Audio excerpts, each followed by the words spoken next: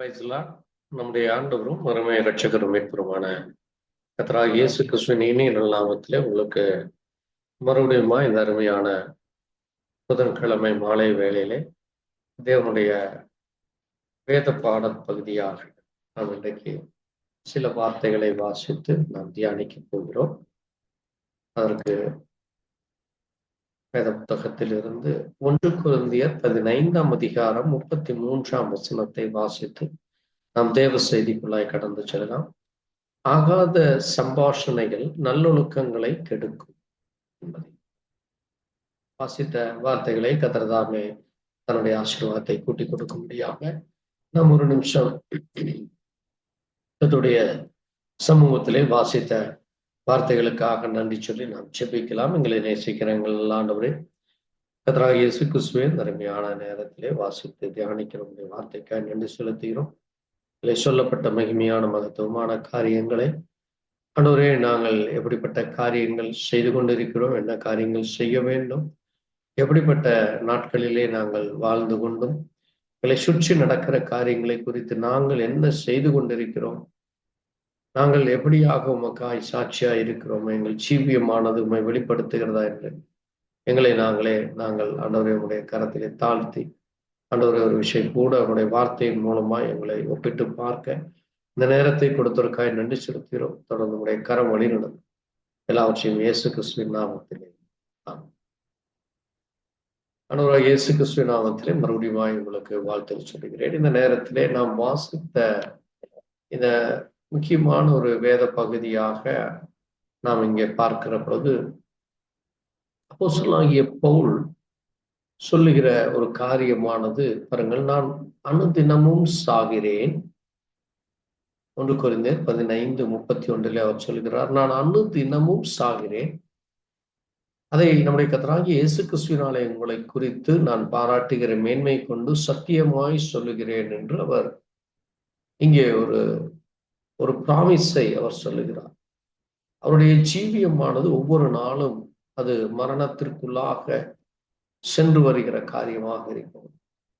அது இயேசு கிறிஸ்துவுக்காக அவர் அனுபவிக்கிற போராட்டங்கள், பாடுகள், அவர் தனக்கென்று இப்படிப்பட்ட போராட்டம் இல்லாதபடி அநேகர் கர்த்தருடைய வார்த்தையை கர்த்தருக்காக நிற்க வேண்டும், கர்த்தருக்காக அங்கே உண்மையாக இருக்க வேண்டும், தேவனை அறிந்து கொள்ள வேண்டும், தேவனை குறித்தான அந்த பக்தி வைராக்கியம் அவருக்குள்ளாக இருக்கிறதை இங்கே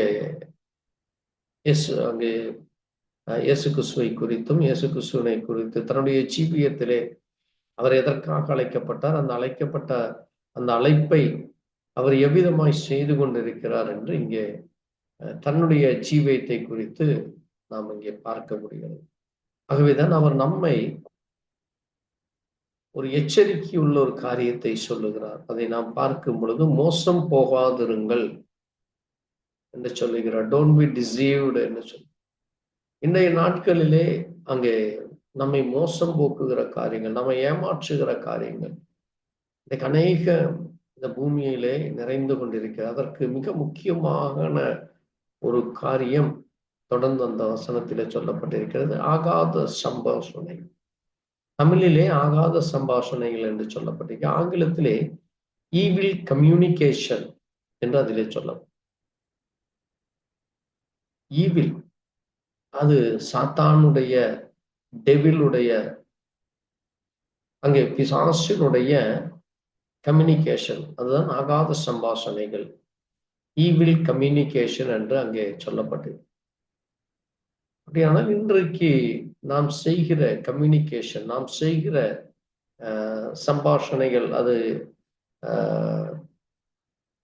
சமஸ்கிருத வார்த்தையாக இருக்கிறது. சம்பாஷணை அது சரியாக தமிழிலே மொழிபெயர்க்கும் பொழுது அது நாம் பேசுகிற காரியங்கள், நாம் ஒருவருக்கொருவர் உரையாடுகிற காரியங்கள், கான்வர்சேஷன், அது எப்படிப்பட்டதாக இருக்கிறது, ஒருவருக்கொருவர் கருத்துக்களை பகிர்ந்து கொள்ளுகிற காரியங்கள், அது ஆகாததான ஒரு கம்யூனிகேஷனாக இருக்கிறதா, ஈவில் கம்யூனிகேஷனாக இருக்கிறதா, குட் கம்யூனிகேஷனாக இருக்கிறதா என்று நாம் வேதத்தின் மூலமாக அறிந்து கொண்டு, ஏனென்றால் நீங்கள் பாவம் செய்யாமல் நீதிக்கேற்க விழித்து கொண்டு தெளிந்தவர்களாயிருங்கள்.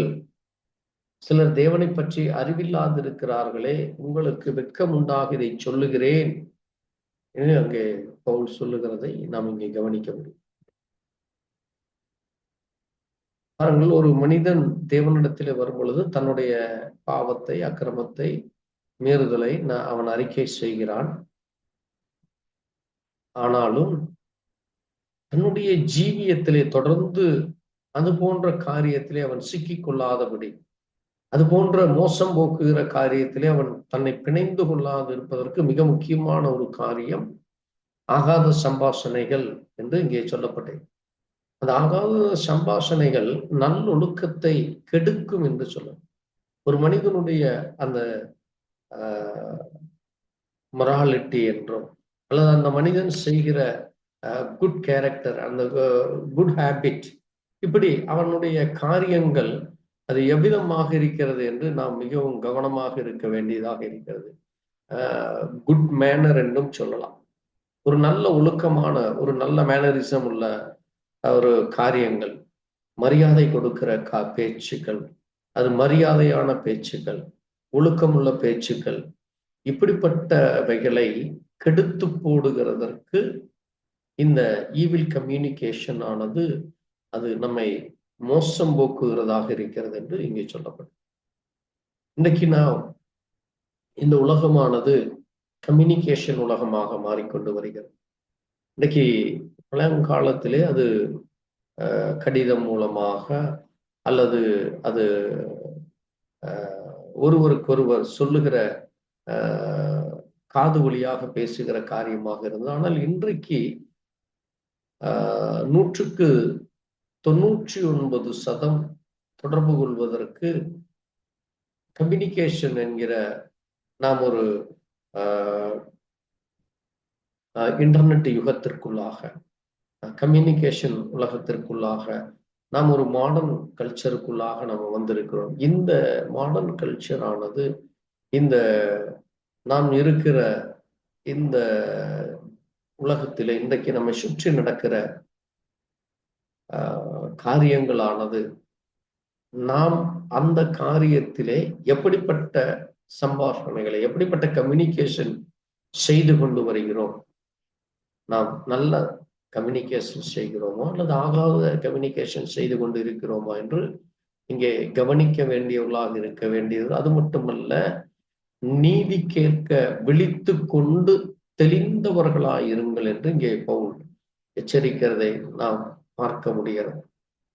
ஏனென்றால் அங்கே 1 தீமோத்தேயு 3ஆம் அதிகாரத்திலே பவுல் சொல்லும் பொழுது அங்கே ஸ்திரீயை குறித்து பேசுகிறார். ஸ்திரீ நமக்கு தெரியும், அது எப்பொழுதுமே சபைக்கு அடையாளமாக இருக்கிறது. பாருங்கள், 1 தீமோத்தேயு 3:11 அவர் சொல்லுகிற பொழுது, அந்தபடியே ஸ்திரீகளும் நல்லொழுக்கம் உள்ளவர்களும் அவதூறு பண்ணாதவர்களும் தெளிந்த புத்தி உள்ளவர்களும் எல்லாவற்றிலும் உண்மையுள்ளவர்களுமாக இருக்க வேண்டும் என்று இங்கே சொல்ல. ஒரு சபையானது, சபை பிள்ளைகளானது, சபைகளில் இருக்கிற ஆண் பெண் இப்படி யாரான இருந்தாலும் அவர்கள் நல்லொழுக்கம் உள்ளவர்களாக இருக்க வேண்டும். அங்கே ஒழுக்கத்திலே அவர்கள் நல்லவர்களாக இருக்க வேண்டும். அவருடைய நடவடிக்கைகள், பேச்சுக்கள், இவை எல்லாவற்றிலும் அவர்கள் அந்த ஒழுக்கத்தின் கீழாக அவர்கள் இருக்கிற வேண்டும். அந்த ஒபீடியன்ஸ் என்று சொல்லுவார்கள், டிசிப்ளின் என்று சொல்வார்கள், குட் மேனர் என்று சொல்ல, இப்படிப்பட்ட காரியங்களிலே அவர்கள் அங்கே சபைகளிலே சாட்சி உள்ளவர்களாக இருக்க வேண்டும். அது தனிப்பட்ட பெண்களானாலும் சரி, ஆண்களானாலும் சரி, சிறு பிள்ளைகளானாலும் அவர்கள் அதில் காணப்பட வேண்டும். அது மட்டுமல்ல, அவதூறு பண்ணாதவர்கள் என்று இங்கே சொல்லப்பட்டிருக்கிறது. அது ஒரு மிக முக்கியமான ஒரு காரியமாக இருக்கிறது. ஏனென்றால் இன்றைக்கு அநேக இடங்களிலே இந்த அவதூறு பண்ணுகிற காரியமானது தேவனுடைய பிள்ளைகளை அது திசை மாற பண்ணுகிறதாக இருக்கிறது. அதை நாம் அங்கே ஆங்கிலத்திலே வாசிக்கும் பொழுது, even so must their voice be grave, not slander, sober, faithful in all things என்று சொல்லப்பட்டிருக்கிறது. not slander என்று சொல்லப்பட்டிருக்கிறது. அங்கே அவதூறு பண்ணுகிற காரியம், பொய்களை பரப்புகிற காரியம். எப்படி அன்றைக்கு அங்கே நாம் என்னாகும் புஸ்தகம் 14ஆம் அதிகாரத்திலே நாம் வாசிக்கிற பொழுது, அன்றைக்கு இஸ்ரவேல் ஜனங்களை தேவன் அந்த கானானை சுற்றி பார்க்க அங்கே அனுப்புகிற பொழுது, அவர்கள் அங்கே செய்கிற காரியங்களை பார்க்கிற பொழுது அதை கண்டு வந்து அவர்கள் துர்ச்செய்தியை பரப்பினார்கள். அதன் மூலமாக அநேகர் ஜனங்கள் குழப்பமடைந்து, அநேகர் அங்கே பின்வாங்கி போனவர்களாக, அநேகர் அப்படிப்பட்ட அந்த துர்ச்செய்திகளை கேட்டு கலக்கம், பயம், திகில் அடைந்தவர்களாக, நாங்கள் எகிப்திற்கு சென்றிருந்தால் நாங்கள் அங்கே நாங்கள் இன்னும் நன்றாக இருந்திருப்போம், நாங்கள் இன்னும் அங்கே நல்ல காரியங்களை செய்திருப்போம், நாங்கள் இப்படி இருந்திருப்போம், அப்படி இருந்திருப்போம் என்று சொல்லி அங்கே அவர்கள் சொல்லுகிற அந்த காரியத்தை நாம் அங்கே பார்க்க முடிகிறது. பாருங்கள், அந்த அதிகாரத்திலே அங்கே அவர்கள் சொல்லுகிற பொழுது சபையோர் எல்லோரும் அங்கே மோசேக்கு விரோதமாக முறுமுறுக்கிறார்கள். அந்த துர்ச்செய்தியை சொன்ன அந்த மனுஷர்கள் அந்த காரியங்களை சொன்னதினாலே பாருங்கள், அங்கே அவர்கள் அங்கே அதை சொல்லுகிற பொழுது அங்கே இந்த ஜனங்கள் அங்கே சொல்லுகிறார்கள், நாங்கள் அங்கே அந்த வனாந்தரத்தில் இங்கே ஏன் எங்களை கொண்டு வந்து விட்டீர், நாங்கள் அங்கிருந்திருந்தோமானால் எங்களுக்கு நன்றாக இருந்திருக்குமே, நாங்கள் அங்கே செல்ல நாங்கள் அப்படிப்பட்ட காரியங்கள் எங்களுக்கு இங்கே கொண்டு வந்தது என்ன, எங்கே திரும்பி போகிறது எங்களுக்கு உத்தமம் அல்லவா என்று சொல்லி, அது மட்டுமல்ல பாருங்கள், அங்கே அவர்கள் சொல்லுகிற ஒரு மிக முக்கியமான ஒரு காரியம், அங்கே தேவன் மோசேயை தலைவனாக ஏற்படுத்தி கொண்டு அங்கே அவர்களை வழிநடத்தும் பொழுது அவர்கள் ஒருவருக்குள் ஒருவராக நமக்கு ஒரு தலைவனை ஏற்படுத்தி கொண்டு எகிப்துக்கு திரும்புவ வாருங்கள் என்று ஒருவரோடு ஒருவர் சொல்லிக் கொண்டார்கள் என்று என்னாகும் 14 சொல்ல. பாருங்கள், நாங்கள் பட்டயத்திலும் பெண் ஜாதிகளும் பிள்ளைகளும் கொள்ளையாகும்படி கர்த்தர் எங்களை இந்த தேசத்திலே கொண்டு வந்தது என்ன என்று கர்த்தரையும் அவர்கள் அங்கே கர்த்தரை குறித்தும் அவர்கள் ஒரு நிலையற்ற தன்மையாக, கர்த்தரை குறித்து நம்பிக்கையற்றவர்களாக பேசுகிறதை அங்கே நாம் பார்க்க முடியாது. பாருங்கள், அந்த சபையோர் எல்லோரும் கூக்குரலிட்டு புலம்பினார். ஜனங்கள் அன்று இரவு முழுவதும் அழுது கொண்டிருந்தார். அவர்கள் இரவெல்லாம் அவர்கள் அழுது கொண்டிருக்கிறார்கள். ஏனென்றால் இந்த துர்ச்செய்தியை பரப்பினவர்கள் அதை கேட்ட பொழுது அங்கிருந்த ஜனங்கள் எல்லோரும் அங்கே கூக்குரலிட்டவர்களாக, அழுது கொண்டிருக்கிறவர்களாக, நாம் அங்கே எகிப்துக்கு போய் அங்கே நாம் செத்து போனால் நலமாயிருக்கும், இந்த வனாந்தரத்திலே நாங்கள் சாவது ஏன், இல்லது இந்த வனாந்தரத்திலே கூட நாங்கள் செத்து போகிறோம், நாங்கள் அங்கே போய் அங்கே மற்றவர்களிடத்திலே நாங்கள் எங்களை பிள்ளைகளை அவர்கள் கொண்டு போட நாங்கள் விடமாட்டோம் என்று சொல்லி இப்படி சொல்லுகிறதை நாம் பார்க்க முடிகிறது. பாருங்கள், அங்கே தேவன் இந்த காரியத்தை கண்டு அங்கே அவர்கள் எல்லோருக்கும் முன்பாக அந்த துர்ச்செய்தியை பரப்பினவர்களை, அங்கே துர்ச்செய்தியை சொன்னவர்களை கர்த்தர் அங்கே அழித்து போடுகிறதை நாம் அங்கே பார்க்க முடியும். பாருங்கள், அவர்கள் அங்கே அந்த தேசத்திற்கு செல்ல முடியாதபடி, அந்த தேசத்திலே அங்கே அவர்கள் முறுமுறுப்பு செய்த அதை சொன்ன அந்த மனிதர்கள் கர்த்தருடைய சந்நிதியிலே வாதையினை சத்தார்கள் என்று 37ஆம் வசனத்தை. அவர்கள் ஒரு மனிதன் தேவனுடைய பிள்ளைகளை தவறான செய்திகளை சொல்லி அல்லது தவறாக குழப்பும் பொழுது அந்த முழு சபையும் அது சிதறடித்து போடுகிறதாக இருக்கிறது. ஆகவேதான் இன்றைக்கு சபையானது மிக எச்சரிக்கையோடு கம்யூனிகேஷனிலே மிக கவனமாக இருக்க வேண்டியது. நாம் ஒரு புது யுகத்திலே, அங்கே இன்டர்நெட் யுகம், அங்கே ஒரு கம்யூனிகேஷன் யுகத்திலே நாம் வந்திருக்கிறோம். இந்த கம்யூனிகேஷன் உலகத்திலே நாம் சொல்லுகிற காரியங்கள், பேசுகிற காரியங்கள், இன்னைக்கு வாட்ஸ்அப், ஃபேஸ்புக், இன்னும் சோசியல் மீடியாஸிலே பரப்பப்படுகிற செய்திகளானது தேவ பிள்ளைகளுக்கு ஒரு பயத்தை, நடுக்கத்தை, குழப்பத்தை தேவனை குறித்து இன்னைக்கு அநேகர் பார்க்கிற பொழுது கள்ள தீர்க்கதரிசிகளும் கள்ள போதவர்களும் கள்ள பிரசங்கியார்கள் செய்கிற பிரசங்கமானது தேவ ஜனங்களை குறித்து எந்த நாளும் உங்களுக்கு ஆசீர்வாதம் இருக்கும், உங்களுக்கு உபத்திரவம் இருக்காது, போராட்டம் இருக்காது, உங்களுக்கு எந்த குறையும் இருக்காது என்று சொல்லி அங்கே ஜனங்களை மதிமயக்கி கொண்டிருக்கிறதை நாம் பார்க்க முடியும். வேதம் சொல்லுகிறது, உலகத்திலே உங்களுக்கு உபத்திரவம் உண்டு என்று ஆண்டவராகிய இயேசு கிறிஸ்து சொல்லி. ஏனென்றால் இந்த உலகமானது நம்மை சுற்றி நெருக்கி கொண்டிருக்கிறது. எப்படி இயேசு கிறிஸ்து இந்த பூமியில இருந்த பொழுது அவரை ஒவ்வொரு நாளும் அந்த பரிசேயரும் சதுசேயரும் வேதபாரகரும் அவரை துரத்தி கொண்டு, அவரை சோதித்து கொண்டு, அவரை கல்லெறியும்படியாக அவரை குறித்து அங்கே நல்ல காரியங்களை பேசாதபடி, அவரை குறித்து அங்கே மோசமாக பேசுவது. அது மட்டுமல்ல, அவருடைய சகோதரர்களும் உடன் பிறந்தவர்களும் அந்த ஊர்க்காரர்களும் கூட அவரை அந்த பட்டணத்தில், நாசரேத்து பட்டணத்திலிருந்து அவரை வெளியேற்ற பார்க்கிறதை நம்ம பார்க்க முடிகிறது. அது இப்படிப்பட்ட காரியங்கள் இன்றைக்கும் நம்மை சுற்றி நடந்து கொண்டிருக்கிறது. ஆனால் தேவ பிள்ளைகளாகிய நாம் மிக எச்சரிக்கையாக, மிக கவனமாக இருந்து நாம் பேசுகிற காரியங்கள், சொல்லுகிற காரியங்கள் அது தேவனுடைய வார்த்தைக்கு பிரியமாகிறது. அது நல்லொழுக்கத்தின்படியாக அங்கே தெளிந்த காரியங்களை, அது மட்டுமல்ல உண்மையானவைகளையே நாம் பேச வேண்டும் என்று தேவன் நம்மிடத்தில் இன்னைக்கு அநேக தவறான பொய்யான செய்திகள் பரப்பி கொண்டிருக்கு. கடந்த 5 ஆண்டுகளாக இங்கே சோசியல் மீடியாவை பார்க்கிற பொழுது, இந்திய தேசத்திலே உங்களுக்கு பாதுகாப்பு உண்டு, உங்களுக்கு அங்கே உங்களுக்கு உச்ச நீதிமன்றம் என்று சொல்லி ஒரு நம்பரை போடுகிறார். அந்த நம்பர் முழுக்க முழுக்க ஒரு போலியான நம்பர். அதே போல உங்களுக்கு இது கிடைக்கும், அது கிடைக்கும் என்று சொல்லி இப்படி தவறான காரியங்களை இன்றைக்கு வாட்ஸ்அப் மூலமாக பொய்யான செய்திகளை பரப்புவதை நாம் இன்றைக்கு பார்த்து கொண்டிருக்க முடியாது. அதுபோல அங்கே சபைகளுக்குள்ளாக காணப்படுகிற, அங்கே ஊழியர்களுக்குள்ளாகவும் விசுவாசிகளுக்குள்ளாக காணப்படுகிற சிறு சிறு காரியங்களை இன்னைக்கு சோசியல் மீடியாவிலே பரப்பி அந்த சபையை குறித்து மற்ற பிரஜாதிகள் பரியாசம் பண்ணும்படியாக, அந்த சபை போதகரை குறித்தும் அந்த விசுவாசிகளை குறித்தும் அங்கே பரியாசமும் கேலியும் கிண்டலும் செய்கிற அளவுக்கு இன்றைக்கு அநேக சபைகளிலே இப்படிப்பட்ட காரியங்கள் காணப்படுகிறதை நாம் பார்க்க முடியும். ஒவ்வொரு சபைகளுக்குள்ளாக நடக்கிற காரியங்கள் அது அந்த வீட்டிற்குள்ளாக நடக்கிற ஒரு காரியமாகும். அது பொது மேடையிலே அங்கே பப்ளிக் பிளாட்ஃபார்ம் என்று சொல்லுகிற பொது வெளியிலே அது கொண்டு வரும் பொழுது அது மற்றவர்களுக்கு கேலியும் கிண்டலும் அந்த சபையை குறித்தும் தேவனுடைய பிள்ளைகளை குறித்தும் அங்க இருக்கிற விசுவாசிகளை குறித்தும் ஒரு மிகப்பெரிய ஒரு கேள்விக்குறியாக மாறுகிறதை நாம் பார்க்க முடிகிறது. அதைத்தான் இங்கே இந்த ஜனங்கள் செய்தார்கள். ஜனங்களிடத்திலே அதை தவறாக பேசுகிறோம், பொது வெளியிலே பேசுகிற பொழுது அவர்கள் அப்படிப்பட்ட காரியங்களை அங்கே நாம பார்க்க முடிகிறது. அது மட்டுமல்ல, அங்கே இன்னொரு முக்கியமான காரியம் சொல்லுகிறதை நாம் பார்க்கிற பொழுது, தீத்து 2ஆம் அதிகாரத்திலே அங்கே 2ஆம் வசனத்திலே சொல்லுகிற பொழுது, 2ஆம் அதிகாரம் 2ஆம் வசனத்திலே 1ஆம் வசனத்திலிருந்து நான் வாசிக்கிறேன். நீயோ ஆரோக்கியமான உபதேசத்துக்கு ஏற்றவர்களை பேசு.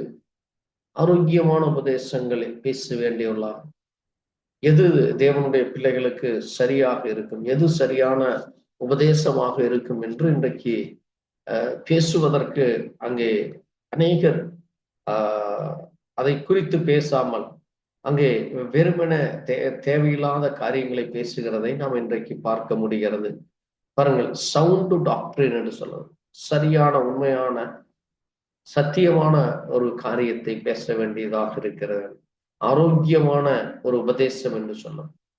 இன்னைக்கு ஜனங்களை குழப்புகிற உபதேசங்கள், அங்கே தேவனுடைய வருகை நேரத்தை குறிப்பதும் அல்லது இங்கே இப்படி காரியங்கள் நடக்கிறது, அப்படி நடக்கிறது என்று சொல்லி தவறான முறையிலே உபதேசங்களை பேசுவதும் எடுத்துக்கொள்ளப்படுதல் நடந்து முடிந்து விட்டது. அல்லது ராபோஜனம் தேவையில்லை, அல்லது அங்கே ஞானஸ்நானம் தேவையில்லை, அல்லது நீங்கள் எவ்வளவு முறை வேண்டுமானாலும் நீங்கள் ஞானஸ்நானம் பெற்றுக்கொள்ளலாம், பரிசுத்தாவியை குறித்தும் அல்லது பரிசுத்தாவிக்கு விரோதமாக பேசுகிற காரியங்கள், அங்கே ஊழியர்களுக்கு விரோதமான காரியங்கள், இப்படிப்பட்ட காரியங்கள் இன்றைக்கு அது அந்த சபையை முழு குடும்பத்தை கவிழ்த்து போடும் என்று பவுல் சொன்ன வண்ணமாக என்று அந்த முழு சபையும் கவிழ்த்து போடுகிற விதமாக நடக்கும்.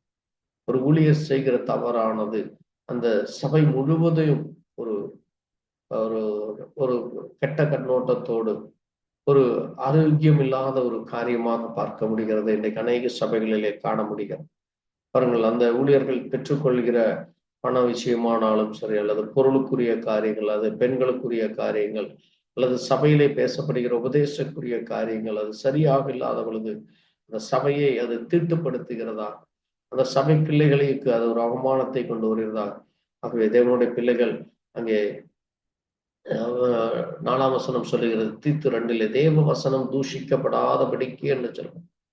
தேவ வசனம் தூஷிக்கப்படாதபடிக்கு அங்கே ஸ்திரீகளும் பரிசுத்தத்துக்கு ஏற்ற விதமாய் நடக்கிறவர்களாம், அவதூறு பண்ணாதவர்களாம், மதுபானத்துக்கு அடிமை இல்லாதவர்களாம், பாலிய ஸ்திரீகள் புருஷரிடத்திலும் பிள்ளைகளிடத்திலும் அன்புள்ளவர்களாக இருக்க வேண்டும் என்று சொல்லியிருக்கிறது. பாருங்கள், நீயோ எல்லாவற்றிலும் உன்னை நற்கிரியைகளுக்கு மாதிரியாக காண்பி என்று சொல். உங்களில் இருக்கிற அந்த குட் ஒர்க்கானது, நல்ல கிரியைகள் அது வெளிப்பட வேண்டும் என்று சொல்லப்பட்டிருக்கிறது. இன்றைக்கு எவ்வளவு இடத்திலே, எத்தனை பேருடைய ஜீவியத்திலே இந்த நற்கிரியைகள் தெளிந்த புத்தி உள்ளவர்களாக, அங்கே சரியான காரியங்களை பேசுகிறவர்களாக, அது மட்டுமல்ல நல்லொழுக்கம் உள்ளவர்களாக, தெளிந்த புத்தி உள்ளவர்களாக, அது மட்டுமல்ல அங்கே தொடர்ந்து நாம் வாசிக்கிற பொழுது அங்கே விசுவாசத்திலும் அன்பிலும் பொறுமையிலும் ஆரோக்கியம் உள்ளவர்கள் என்று சொல்லும். பாருங்கள், அதை ஆங்கிலத்திலே வாசிக்கிற பொழுது சவுண்ட் இன் ஃபெய்த் என்று பார்க்கிறோம். அங்கே சவுண்ட் இன் டாக்டரின் என்று பார்க்கிறோம், ஆரோக்கியமான உபதேசம். இங்கே சவுண்ட் இன் ஃபெய்த். அப்ப ஆரோக்கியம் உள்ள விசுவாசத்துல இருக்க வேண்டும். நம்முடைய விசுவாசம் ஏதோ ஒரு மரித்து போன விசுவாசம், அல்லது பலவீனப்பட்ட விசுவாசம், அல்லது ஒரு குருட்டு விசுவாசமோ, அல்லது அங்கே செவிடனை போல, அல்லது குருடனை போல, அல்லது அங்கே முடவனை போல அல்லாதபடி அது ஒரு ஆரோக்கியமுள்ள விசுவாசமாக இருக்க வேண்டும். அது எழுந்து நின்று கட்டப்பட வேண்டிய விசுவாசமாக, அது மிகவும் தெளிவுள்ளதாக இருக்க வேண்டும் என்று அங்கே சொல்லப்பட வேண்டும் என்று அங்கே தீத்து இடத்திலே அப்போஸ்தலனாகிய பவுல் ஆலோசனை கூறுகிறார். பாருங்கள், இந்த ஆலோசனையானது தேவனுடைய பிள்ளைகளாகிய நம்ம ஒவ்வொருவருக்கும், தேவனுடைய பிள்ளைகளுடைய சபை பிள்ளைகளுக்கும் அது பொருந்துகிறதாகும். ஆகவேதான் நாம் நம்முடைய ஜீவியமானது, ஒரு ஊழியனோ அல்லது விசுவாசியோ தன்னுடைய எல்லாவற்றிலும் அந்த நற்கிரியைகளை காண்பிக்கிறவர்களாக இருக்க வேண்டும் என்று அது நமக்கு சொல்லுகிறது. அங்கே தொடர்ந்து நாம் அங்கே வாசிக்கிற பொழுது 1 தீமோத்தேயுவிலே அப்போஸ்தலனாகிய பவுல் சொல்லுகிற மிக முக்கியமான இன்னொரு காரியமானது 3ஆம் அதிகாரத்திலே 8ஆம் வசனத்திலே வாசிக்கிற பொழுது பாருங்கள், அந்தபடியே உதவிக்காரரும் இருநாக்குள்ளவர்களும் மதுபான பிரியரும் இழிவான ஆதாயத்தை இச்சிக்கிறவர்களாய் இராமல் நல்லொழுக்கம் உள்ளவர்களாய் விசுவாசத்தின் ரகசியத்தை சுத்த மனசாட்சியிலே காத்துக்கொள்ளுவர்களாக இருக்க வேண்டும் என்று சொல்லி, இன்னைக்கு அசிஸ்டன்ட் பாஸ்டர் என்றோ, அந்த உதவிக்காரர்களா, அங்கே டீக்கன் என்றோ அல்லது எல்டர் என்றோ சொல்லப்படுகிறவர்கள் எவ்வளவு பேர் இப்படி அங்கே இருநாக்குள்ளவர்களாக இருக்கிறார்கள். மனிதருக்கு மனிதர் அங்கே ஒருவருக்கு ஒருவர் மாறி மாறி பேசுகிற காரியங்கள், அதுபோல இந்த மதுபானம் புதிய காரியங்களிலே, அது மட்டுமல்ல அந்த இழிவான ஆதாயம் என்று சொல்லி இருக்கப்பட்டு அங்கே பணத்திற்குரிய காரியத்திலே, இங்கே பொருளுக்குரிய காரியத்திலே, செல்வத்துக்குரிய காரியத்திலே அதை இச்சிக்கிறவர்களாக இன்றைக்கு எத்தனை இடங்களிலே காணப்படுது. அதன் மூலமாக தேவநாமம் அது தூஷிக்கப்படுகிறதாக இருக்கிறது. ஆகவேதான் அங்கே அவர்களும் நல்லொழுக்கம் உள்ளவர்களாக, அது மட்டுமல்ல அவர்களுடைய அந்த விசுவாசத்தினுடைய அந்த ரகசியம் பாருங்கள், அது அது ஒரு ரகசியமாக இருக்கிறது. தேவன் உங்களுக்குள் இருக்கிற விசுவாசத்தை அதை நீங்கள் ஒரு மிக எச்சரிக்கையோடு, மிக கவனத்தோடு, அதுதான் அது ரகசியம், அது எச்சரிக்கையாக இருக்க வேண்டும், அதை கவனத்தோடு நீங்கள் கையாள வேண்டும். அது மட்டுமல்ல சுத்த மனசாட்சியிலே காத்து கொள்ள வேண்டும் என்று.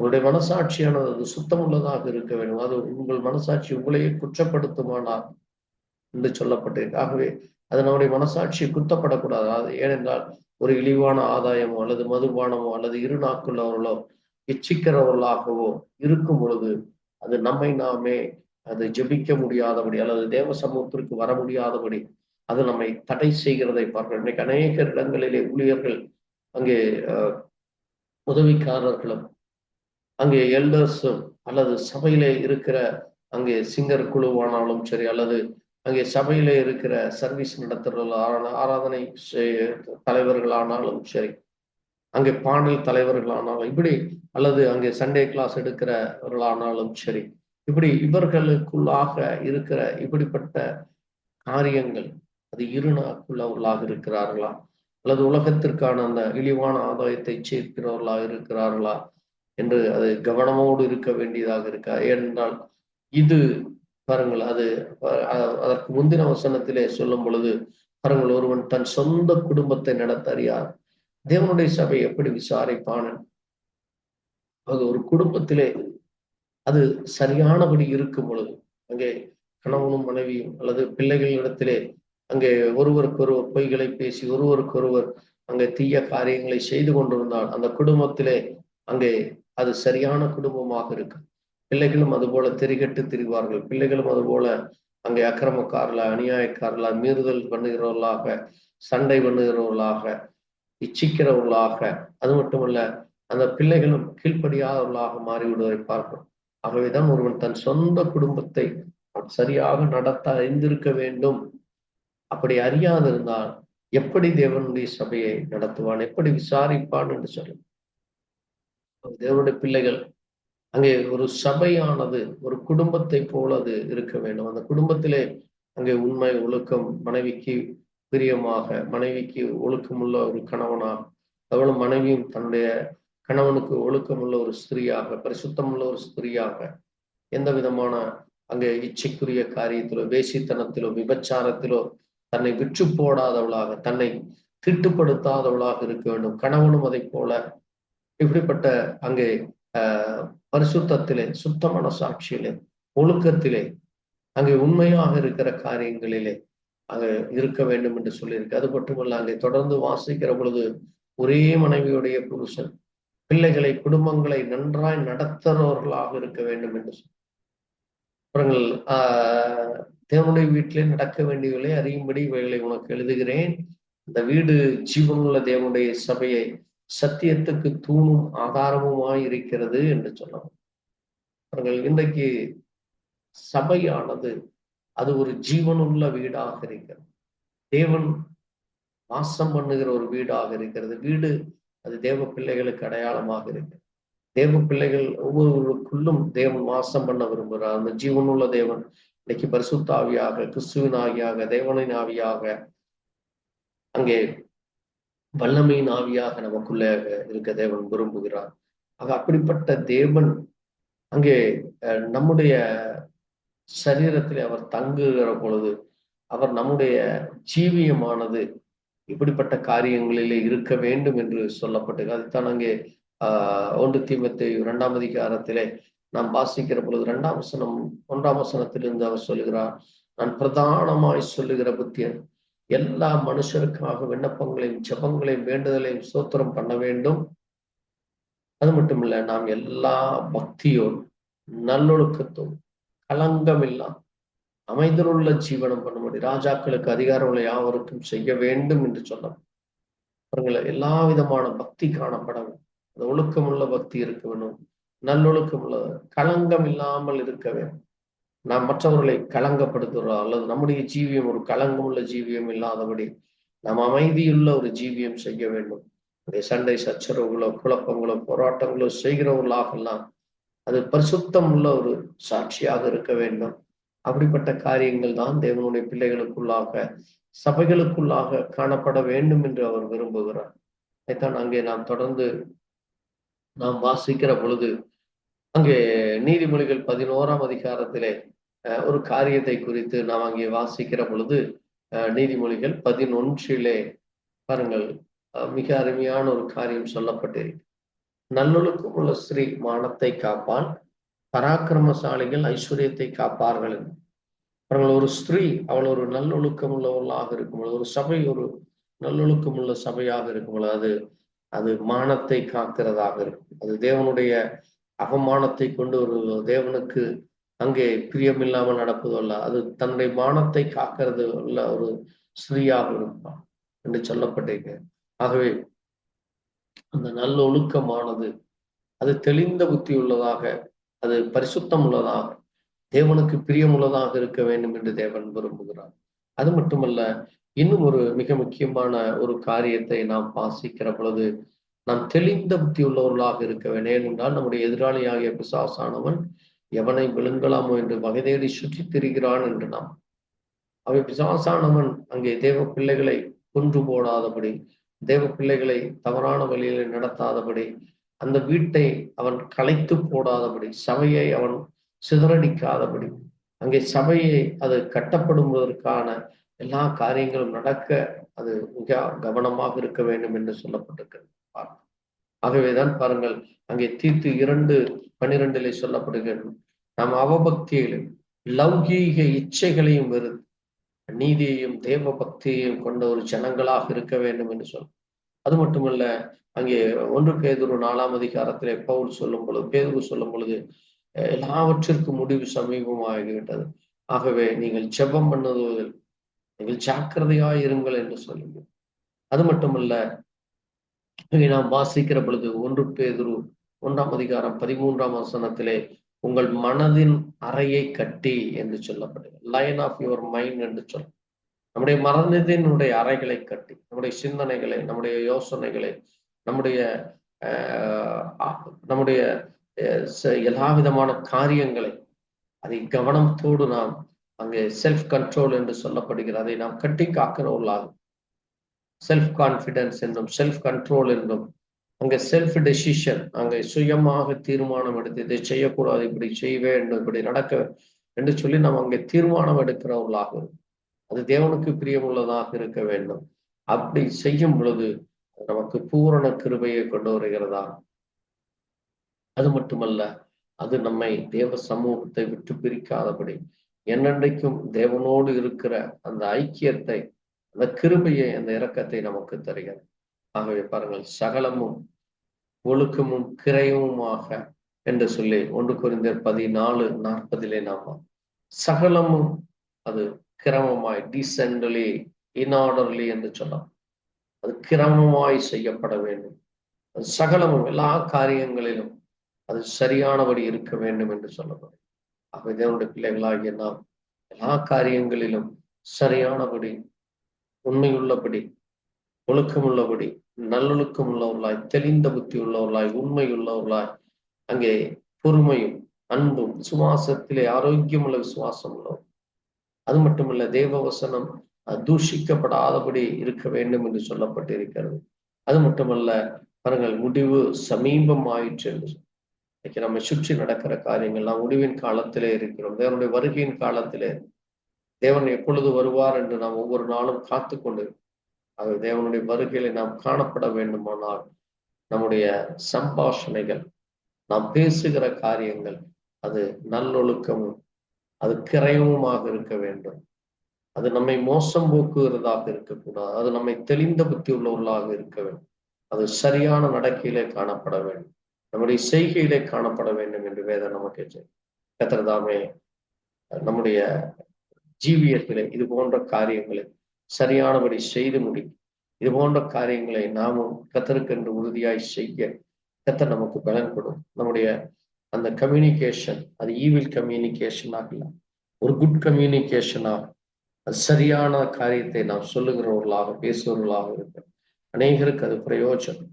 நமக்கும், நம்முடைய சபைக்கும், நம்முடைய தனிப்பட்ட வாழ்க்கைக்கு, நம்முடைய குடும்பத்திற்கும் நாம் செய்கிற அந்த கம்யூனிகேஷனால், நாம் தொடர்பு கொண்டு பேசுகிற காரியமான, சொல்லுகிற காரியமான, நாம் மற்றவர்களிடத்திலே அங்கே மற்றவர்களுக்காக பரிந்து பேசுகிற காரியம் இப்படிப்பட்டது, அது தேவனுக்கு பிரியம் உள்ளதாக, அது கிரயம் உள்ளதாக இருக்க கர்த்தர் நம்மை இரக்கம் பாராட்டு. கேட்ட சத்திய வசனத்திற்காக நன்றி சொல்லி நாம் ஜெபிக்கலாம். எங்களை நேசிக்கிற நல்ல ஆண்டவரே, கர்த்தராகிய இயேசு கிறிஸ்துவே, அருமையான நேரத்திலே வாசித்து தியானித்த சத்திய வார்த்தைகளுக்காக நன்றி செலுத்துகிறோம். கர்த்தர் தாமே மட்டுமா எங்களோடு கூட பேசி, ஆண்டவரே, இந்த நாட்களிலே காணப்படுகிற மோசம் போக்குகிற காரியத்திற்கு நாங்கள் எச்சரிக்கையா இருக்கோம். அந்த ஈவில் கம்யூனிகேஷனை குறித்து நாங்கள் ஜாக்கிரதை உள்ளவர்களாக இருக்க வேண்டும். அது எங்களை ஆண்டவரே மோசம் போக்குகிறது. அதை குறித்து நாங்கள் ஆண்டவரே, நாங்கள் அது எங்களுடைய நல்லொழுக்கத்தை அது கெடுத்து விடும் என்று சொல்லப்பட்டு, எங்களுக்குள்ளாக இருக்கிற அந்த நல்ல ஒரு காரியங்கள், ஒழுக்கமுள்ள காரியங்கள் அது கெடுத்து விடாதபடி, இந்த ஈவில் கம்யூனிகேஷனை நாங்கள் சிக்கிக்கொள்ளாதபடி, பொய்யானவற்றை, அவதூறானதை, துர்ச்செய்தியை பரப்பாதபடி, தேவனுக்கு பிரியமானதை செய்ய தேவ இரக்கம் தொடர்ந்து நம்முடைய கரத்தில் எங்களை ஒப்புக் கொடுக்கிறோம். எல்லாவற்றையும் இயேசு கிறிஸ்துவினுடைய பரிசுத்த நாமத்திலே ஆமென். கர்த்தர் தாமே ஒருவரை ஆசீர்வதிப்பாராக. எங்களுக்காக, எங்களுடைய ஊழியர்களுக்காக ஜெபித்து கர்த்தர் உங்களோடு கூட இருப்பாராக. God bless you. Thank you, Jesus. Praise to God. Amen.